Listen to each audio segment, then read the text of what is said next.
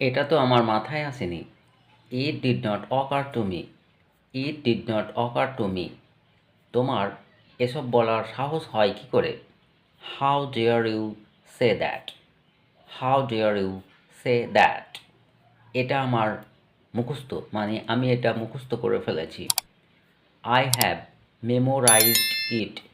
I have memorised it. মুখস্থ করা ইংরেজি মেমোরাইজ সামথিং। সে ভুল স্বীকার করতে চায় না। He does not want to admit his mistake. He does not want to admit his mistake. ভুল স্বীকার করা, অ্যাডমিট। আমি আর নিতে পারছি না। অনেক সময় আমরা বিরক্ত হয়ে বলি আমি আর নিতে পারছি না।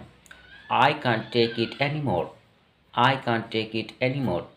তুমি কি আমার উপর রাগ করেছো? অনেক সময় আমরা অভিমান ভাঙাতে গিয়ে বলি তুমি কি আমার উপর রাগ করেছো?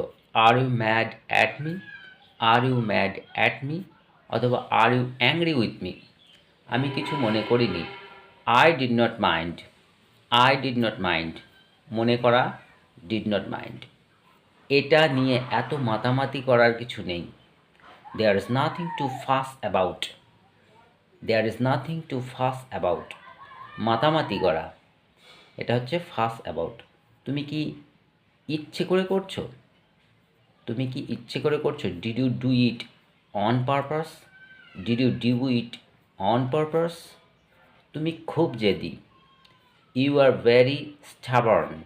You are very stubborn. Stubborn মানে জেদি। আমি এটা ভুলব না। I won't forget it. I won't forget it. আমি মজা করছিলাম।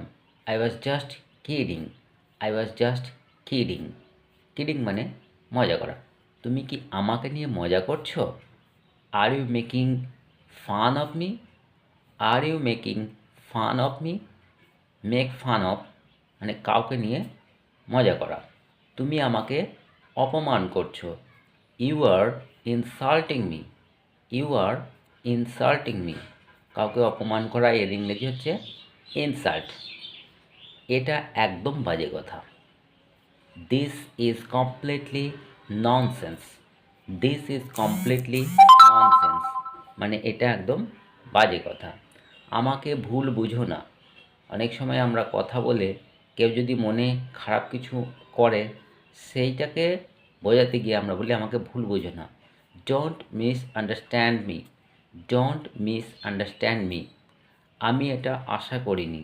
I did not expect it অথবা I did not expect this.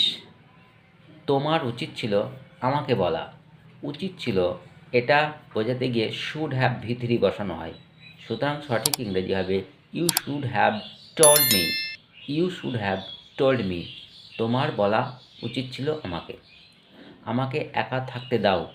Leave me alone. Leave me alone. তুমি আমাকে বিরক্ত করছো। You are annoying me.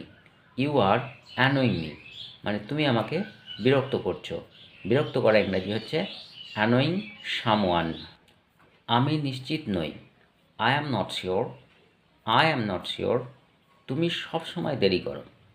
You are always late. You are always late.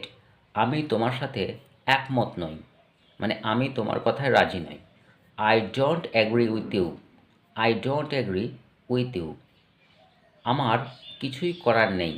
অনেক সময় আমরা অসহায়ভাবে কথাটা বলি আমার কিছুই করার নেই। There is nothing I can do. There is nothing I can do. এটা নিয়ে পরে কথা বলবো। কোনো টপিককে ওই মুহূর্তের জন্য এড়িয়ে যাওয়ার জন্য অনেক সময় বলা হয় এটা নিয়ে পরে কথা বলবো। এটার ইংরেজি হচ্ছে we will talk about it later. We will talk about it later. পরে কিছু করা, লেটার। তুমি যা বললে তা সত্যি নয়। What you said is not true. What you said is not true. তুমি কি serious? Are you serious? Are you serious? এটা এত কঠিন না মানে তুমি যেটা ভাবছো যে এটা খুব কঠিন হবে, কিন্তু এটা এত কঠিন না। It is not that hard. It is not that hard.